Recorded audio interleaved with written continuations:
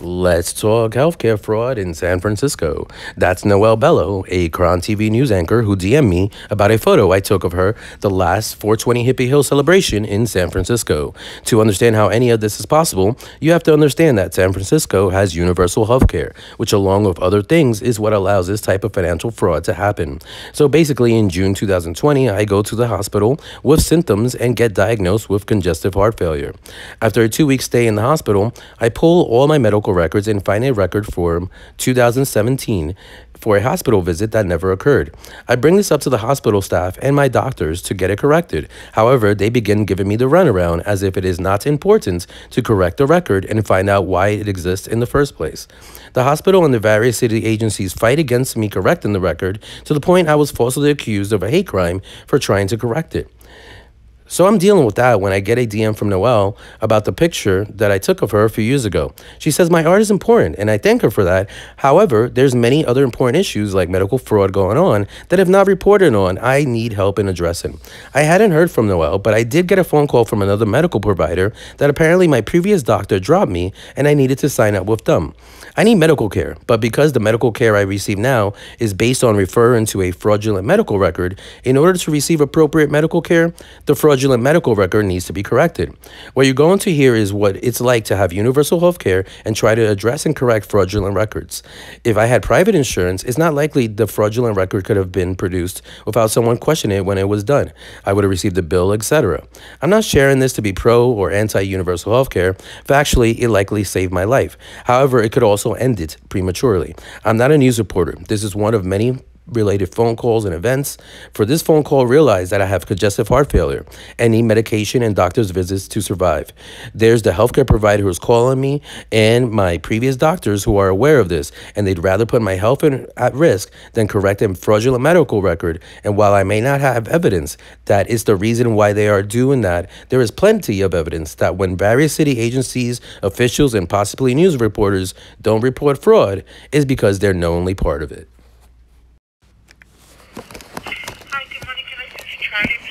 This is him. Hi, this is Leah from San Francisco Community Health Center.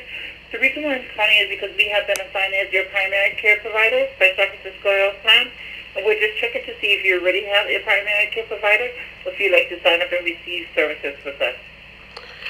Well, I need a provider. You do? Yes, of course. Oh, okay, perfect. Can I get your email?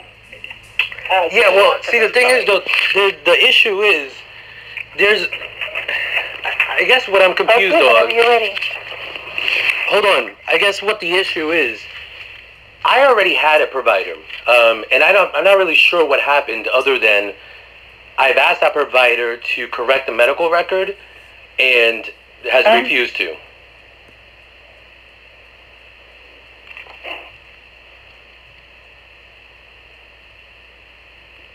Hello? Hello? Sorry. My phone is acting up. I'm so sorry. Okay, go ahead. So I already had a provider, and they're not a community. Where are you calling from again? I'm calling from San Francisco Community Health Center on 730 Polk Street. Yeah, so this is what I'm not really understanding. My provider is supposed to be with San Francisco General Hospital. What's happened with San Francisco General Hospital is I've asked them to correct the medical record. That has become a whole big deal. And I've had zero communication with them.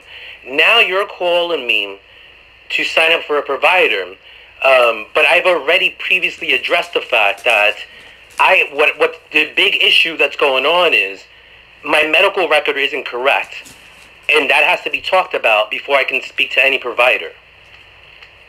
Okay. I'm sorry. We get a bunch of names with the name and phone number to call to see if they are looking for a care provider. I'm not sure. No, I understand what you're saying, but the issue is exactly what I am saying. Right now, I have a actual provider that has just basically ghosted me and has put my name on a list and asked you to call me, and I understand that aspect of it.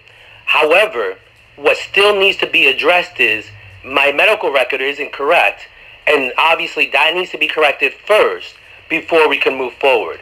In other words, signing up with a new provider with you doesn't solve the issue, what I'm dealing with right now, which is I need to get my medication refilled.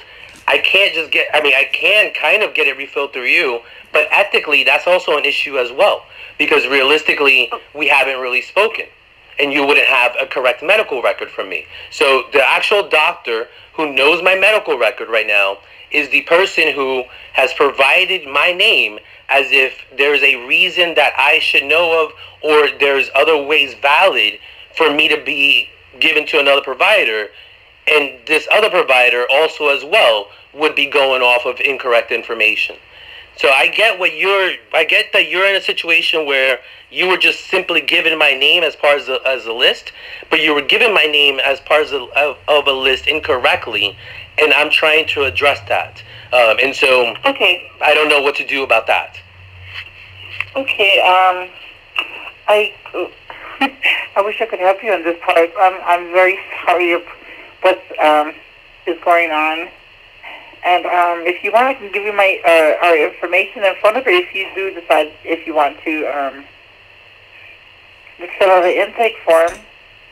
It's not about that again. So obviously, I have congestive heart failure. Again, I need a refill on my medication. As far as I know, I already have a provider. That provider has provided you, for some reason, my name on a list to be transferred there. That creates two separate issues. One of them can be solved during this phone call, one of them can't. One of the issues is that the medical record is incorrect. The other issue is whether or not and how you want to proceed with that information. Okay, so In other words, when you say fill out an intake form, do I fill out an intake form and say, hey, my medical record is incorrect, how do you want to handle that, and then have the doctor handle that? I totally get what you're saying, but I was just saying if you do change, or whenever you do get those situations fixed, I can give you the information if you do decide that you want to switch it over to a different... It's not about a decision. Again, so that's where you need to kind of just get to the logical reality here. It's not, I haven't made any decisions. I can't make any decisions. Right now, it's all about things about you. So, again, that doesn't end there. So the reality is the doctor has made a decision. I am making a decision that I need to see a doctor. You are a doctor who can provide services. Again, the only thing that needs to be solved is I can't have you provide services that ethically would make no sense with incorrect information. So the main thing that just needs to be handled is... Get it that you have to get that fixed. Okay, I understand. No, I don't. So you don't understand, because I don't have to get that fixed in order to deal with you. All I need to know is how you deal with that. Well, we can't do anything until we get the correct information from your... Look, I just make the phone calls. I didn't know that it was going to lead to this. No, I understand that, but that is what it is. And so how does that get solved? You would have to call your care provider and make them... no, again, you're not understanding things. So I do understand, but I'm... No, you're not. You're not. You're not even letting me finish. You're not letting me finish. Again, you're not understanding things because I've explained them more than once. I'll explain it again. As far as me and you are concerned, as far as me getting a provider through you, the only concern is how do you deal with the correct information. Now, it's understandable that you don't have that information. As you said yourself, you were not expecting that to happen. It is not a common experience, but that is exactly why you can't continue to approach it as if it is a common experience. So in other words, at this point, it is appropriate that there be more information given. In other words, it's not just about filling out the intake form, because as you said, that wouldn't solve the information. It would be about communicating with others within your office as to how best to handle this. Okay, would you like me to call somebody so they can help you with that situation? Well, again, so that's a situation in which you know best.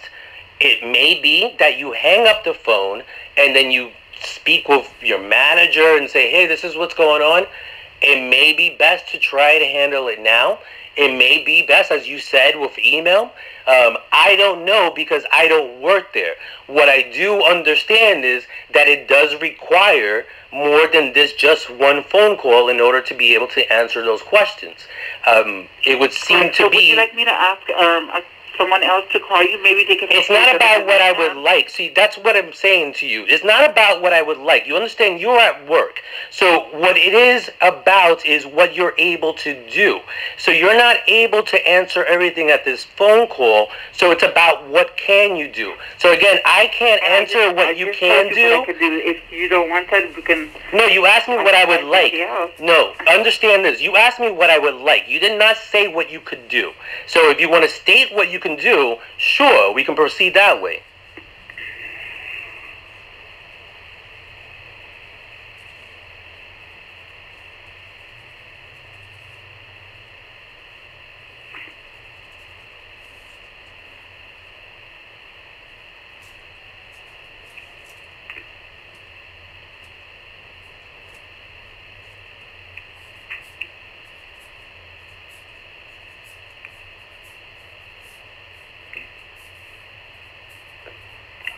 Okay, so I guess I'm sorry for calling you, and I hope you have a good day.